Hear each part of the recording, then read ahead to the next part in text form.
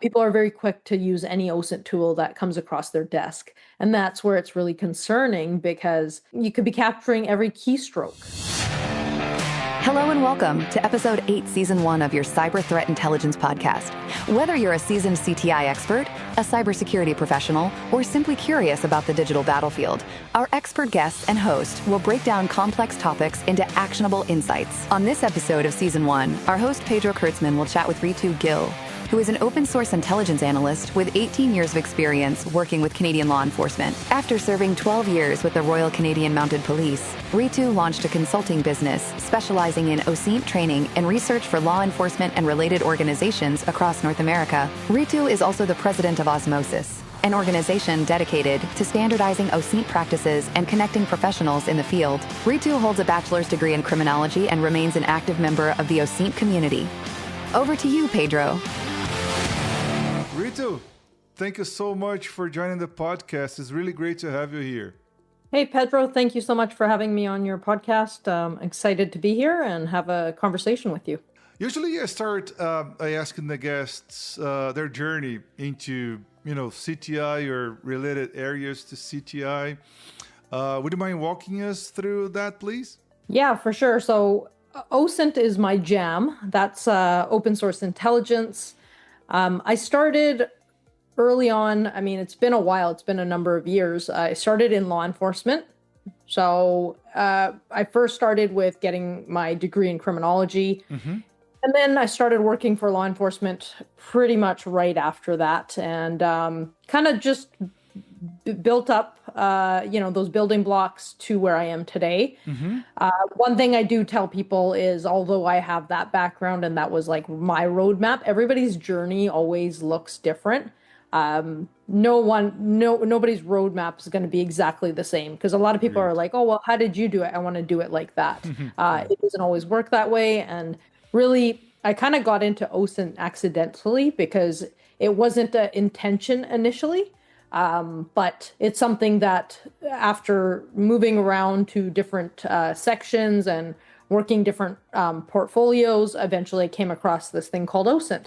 Mm-hmm. And when I started sitting with some of my colleagues back then, I realized how they were using it and what it was for and how it was applied in investigations. And then it really took off from there, and I got really interested and I was curious, and it was a bit younger, so definitely had a little bit more energy and all that kind of stuff as well. Cool. Super cool.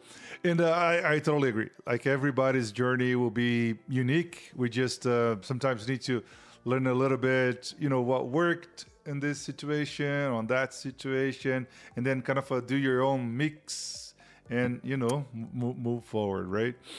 Yeah, I agree. I really do. I think, there's 100 different ways to get to that same destination, right? So I always say, depending on, where somebody's located in the world, mm-hmm. Maybe what their background education is in, they have that. And maybe that's not even an avenue they need to pursue. It could be something else. It could be totally a different pivot. It could be a different way they come to that same place. Yeah, that's a great point. And, even considering those different aspects or variables kind of thing, any common ground-ish, like a good way to start, at least getting more familiar with OSINT, and see if that's could be potentially your jam as well. Any recommendations around that? Yeah, of course. I think there's lots of different opportunities and different ways. One of the ways that I like was at that early on stage, I wanted to see how other people were using it. Mm-hmm. Because really I didn't have an understanding maybe of it before, but once I saw how it was being used in research, in investigations, and then I could apply it myself. So one thing I tell people is, if you're already in a role that maybe could segue into, an OSINT role or more OSINT focused, if you get the opportunity to work on, various types of files, I would say yes. So I often tell people say yes more than no. Mm-hmm. And what that means is, example, I worked with a number of people. We had different portfolios. This is early on in my career. If a manager came around saying, "Hey, would you take on this file?" And I'm like, "Oh, that's not really my portfolio. I don't really do," say it was fraud. But if I said yes, it kind of brings me into a new kind of investigation, a different way of looking at it. And then there's lessons learned as well, right? So that's what I mean by saying yes more than no, because a lot of people would be like, "Oh, it's not my portfolio. No, thanks. Get somebody else to do it." So one of those things really helped me, I think, early on, because I got exposure to different types of things that maybe other people didn't, right? That's one thing for sure. Another one, again, I did like reading is huge for me. Getting some of those OSINT books out there, some current ones, and then reading it, and then also applying what you learned. So don't just read it, but go try out the techniques. Go try out some of these things. Can you somehow apply what's mentioned in the book? And I think that's another way of, doing is a way of learning as well. There is a lot out there, so you need to be able to decipher the good stuff from the fluff. So that's another part of it, because the OSINT world, like this day and age, I feel like it's really changed from what it was 5 years ago, 10 years ago. But yeah, those are a few tips that I would start with.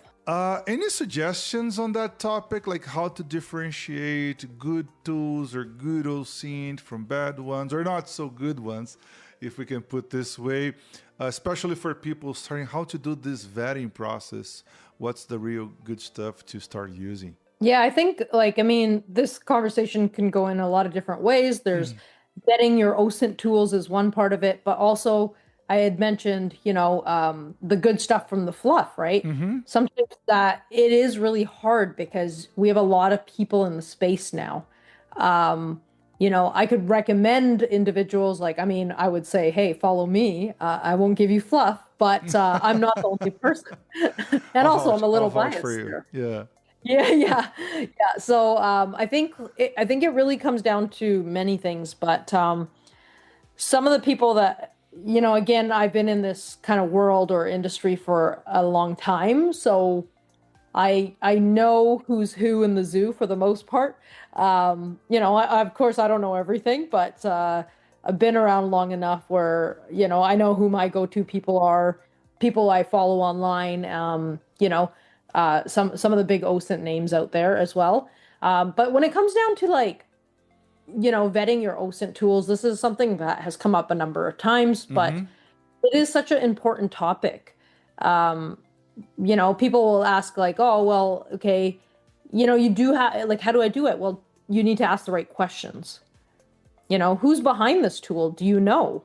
Is it apparent? Is it something that's kind of hidden? If I'm going to invest in a tool and run my searches through it, if I can't figure out who owns the tool, I'm a little concerned. Oh, yeah. Right. So it's almost like the OSINT tools in itself, right? Maybe dig up some research on them. And there's been some interesting examples of how people have done that, right? And to uncover things that they initially weren't in front of them.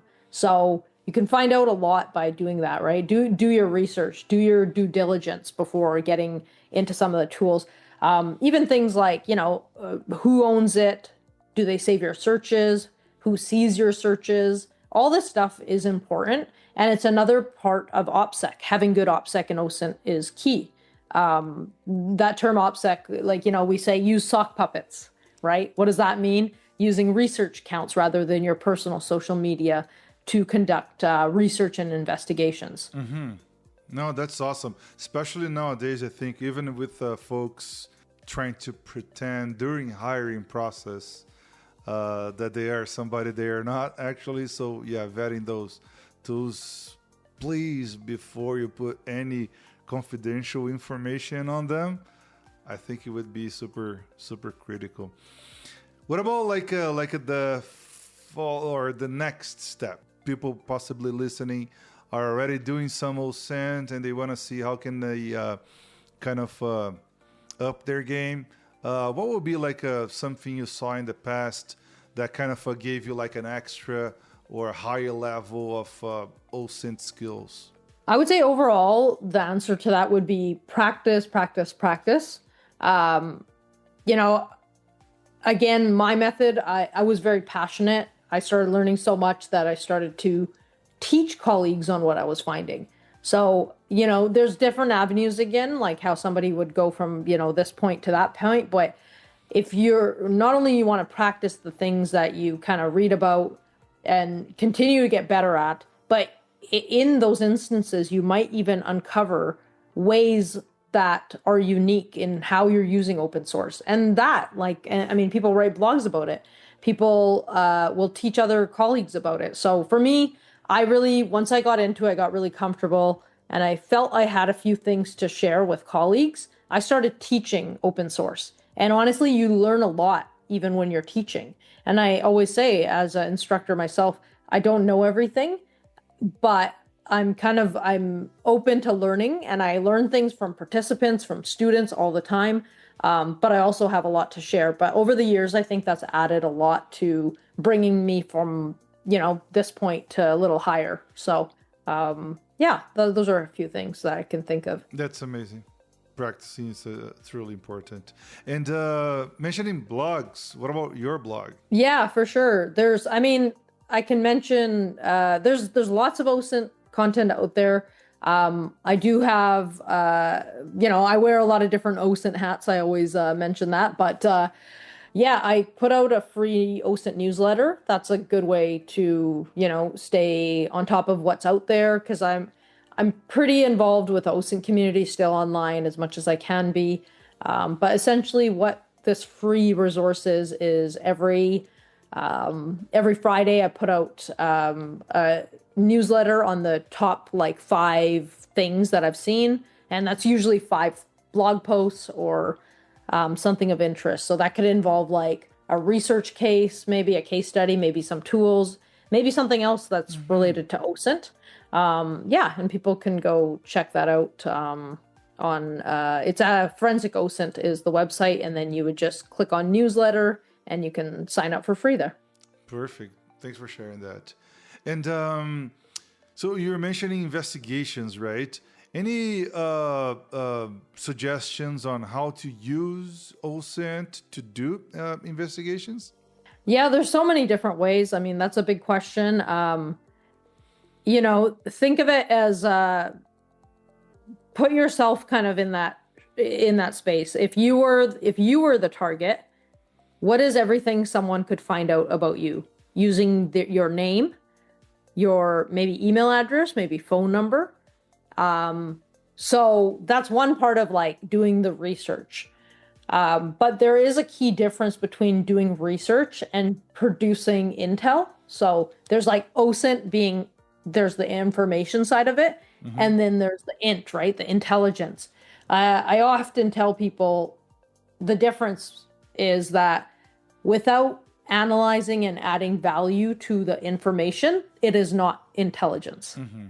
So typically we start with an intelligence question in the intel world. And as an analyst, that's where you would start with what's your objective? Why are we doing what we're doing? Right? Mm-hmm. Are you looking to find a travel pattern? Are you looking to identify lifestyle? Or is it something else? Are you trying to locate somebody who's wanted? So number one is find out what you're doing and why you're doing it. And then that kind of can help direct the research part of it. Okay, cool. You mentioned a few examples that will uncover a lot of stuff from people you're doing your work with. What would be the ethical aspects around that? Or boundaries or anything related to it? Yeah, that's a good question. Ethics in OSINT is really important. The first thing that comes to mind for me is OSINT for good. Mm-hmm. Because you can use OSINT for bad as well. But the concept of OSINT for good has been around for a while. But essentially it means do no harm, right? Because we can cause a lot of harm using open source intelligence too. And so we want to really focus on doing good, not doxing people with information, being sensitive to current investigations out there. So we read the news, sometimes there's an unfolding event. I don't want to get involved to the point where I'm doxing people. Maybe, law enforcement's working on things. It's very different if you're trying to help and then you pass on this information privately to law enforcement. I encourage that in that space, but you have to be very careful with how we use OSINT or open source resources out there and some of the techniques we know. I also recommend there's Osmosis Association. They're great to follow because they are an association for OSINT professionals, and they really push for ethical OSINT. So, that's another key part of it. And I think it really is important. Sometimes ethics gets left behind, but I feel like there's a lot more focus in it in the last number of years. And yeah, that's great about the ethical within OSINT. Thank you. And what about if people, for example, want to quote unquote practice, but don't want to use like a real person to it? Any other alternative to that? Yeah, for sure. I mean, I always mention that people should, if they have a family member or maybe it's their spouse and with permission, they say, I'm going to try to dig up everything about you and see if I can, see how private you are. That's a good way to check, right? People do that on themselves all the time. Another thing I can just quickly mention is, setting up Google alerts, on your name maybe, or, that's something I use because my name does pop up in different places. But I do want to know when that happens because I can't stay on top of everything all the time. Yeah. But Google Alerts is one way to do that. But when it comes to, that practical kind of OSINT, maybe people want to get their hands, right into it. I would say there's many opportunities to do this. Some are free things, right? There's people like Sophia Santos who, if you look her up on, Google her name and just put OSINT next to it, I'm pretty sure her blog will come up. But she pushes out OSINT exercises that people can be a part of, sign up and go through themselves. And then she also puts the answer out there too.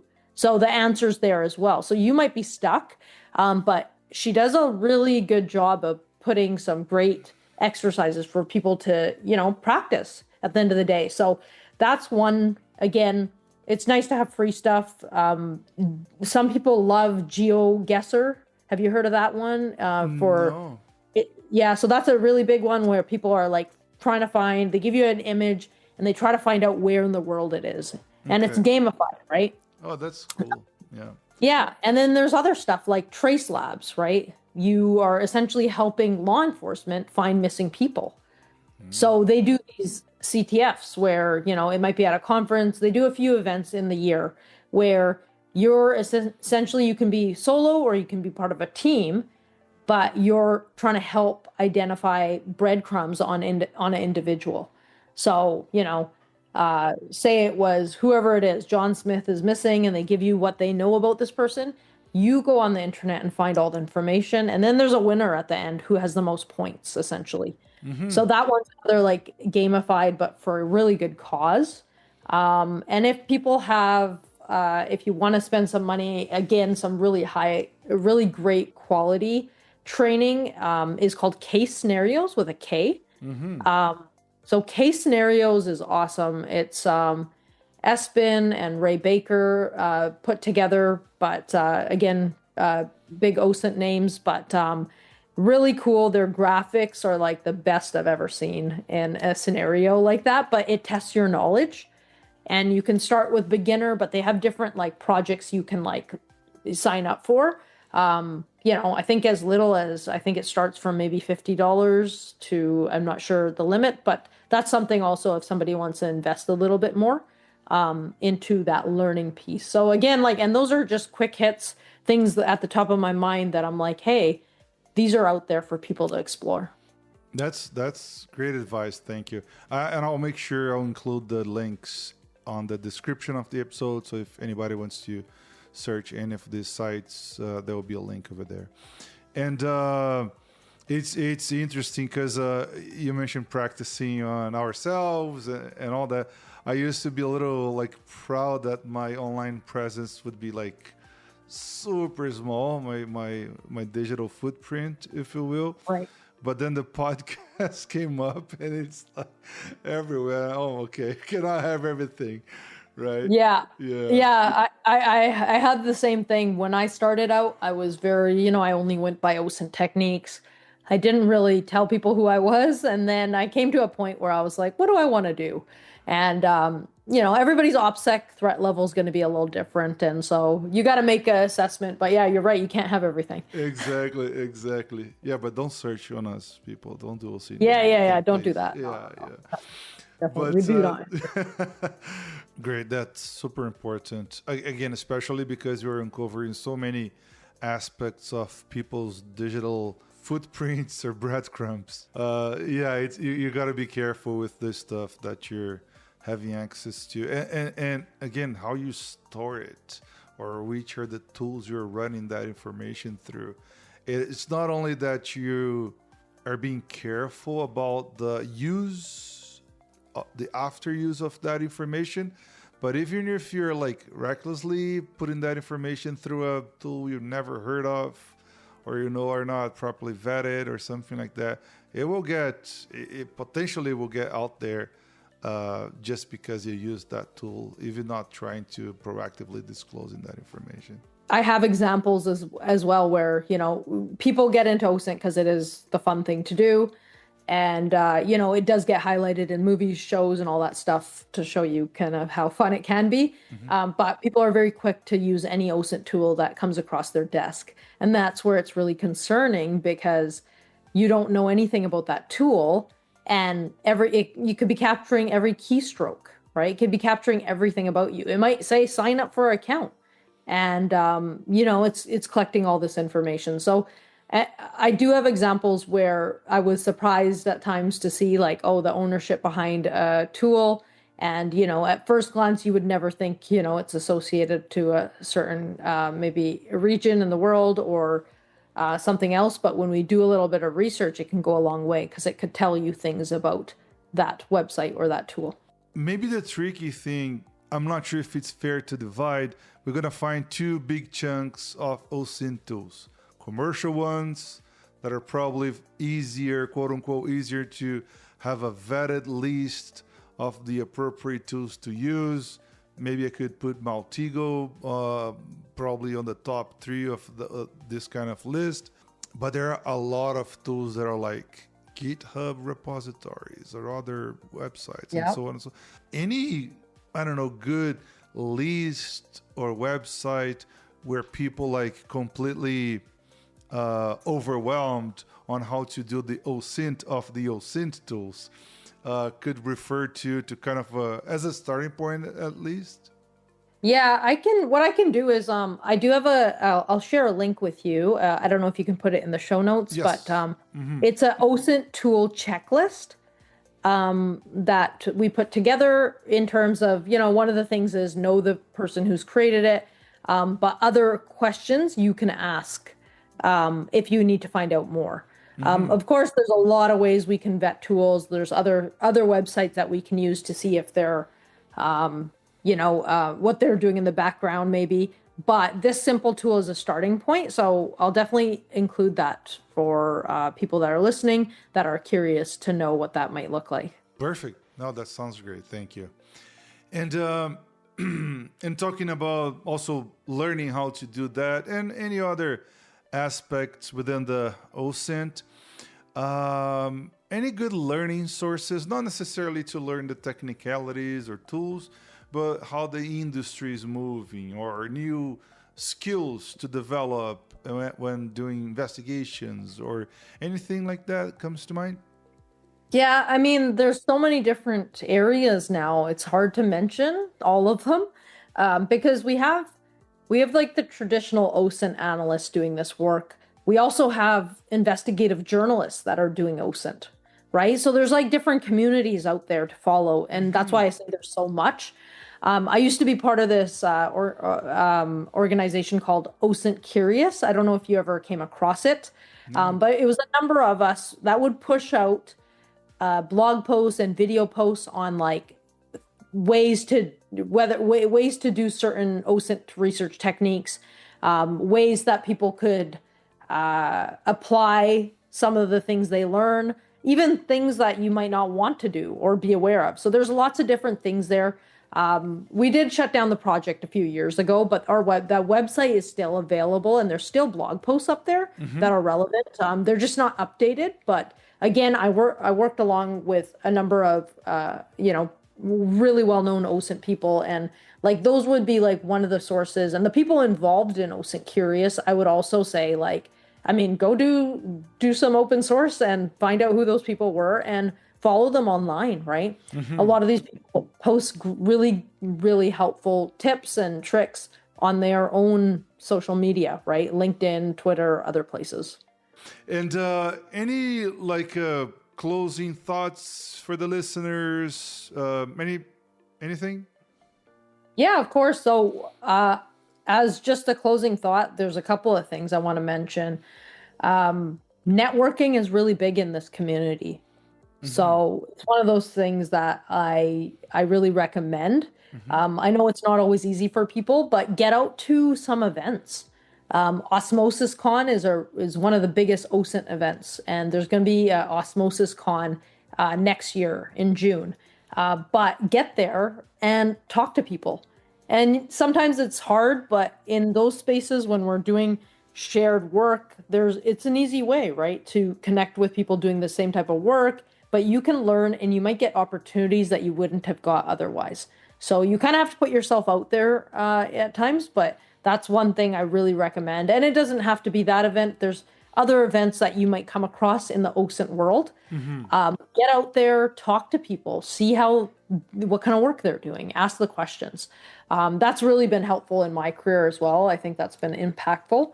And other things, I already mentioned the free newsletter that you can sign up for. The idea is to keep learning, but also take breaks. Don't burn out, because that can happen as well. So those are a few, closing thoughts from my side. That's awesome. Thank you. And you mentioned about the conferences, right? And I think it's Black Hat, if I'm not mistaken. They often have like a live OSINT track or day or something like that, or DEF CON, and now I'm blanking. Have you been on those? Do you think it's worth to be there, or more generic-ish conferences that will have some OSINT in it? Yeah, I think all of them offer something of value for sure. I would start smaller rather than bigger, because it can be overwhelming too. Sometimes when there's too many people, I find like it's really hard to network in those spaces, because it's just chaos. Yeah. But at the same time, I feel I could go to any one of them if they have some OSINT side to it or a track, and you will learn. You'll meet other people, and it's just sparking up some conversations. And being open to learn is the main thing. But yeah, I encourage, wherever you are in the world, trying to see if there's something in your community that has, that's aligned with OSINT in any way. That's a good starting point. Amazing. Ritu, thank you so much for coming to the show. I really appreciate all the insights, and I hope I'll see you around. Of course. Yeah. Thanks so much, Pedro. Thanks for having me on your podcast. It's really an honor. I appreciate it. The honor is all mine. Thank you. And that's a wrap. Thanks for tuning in. If you found this episode valuable, don't forget to subscribe, share, and leave a review. Got thoughts or questions? Connect with us on our LinkedIn group, Cyber Threat Intelligence Podcast. We'd love to hear from you. If you know anyone with CTI expertise that would like to be interviewed in the show, just let us know. Until next time, stay sharp and stay secure.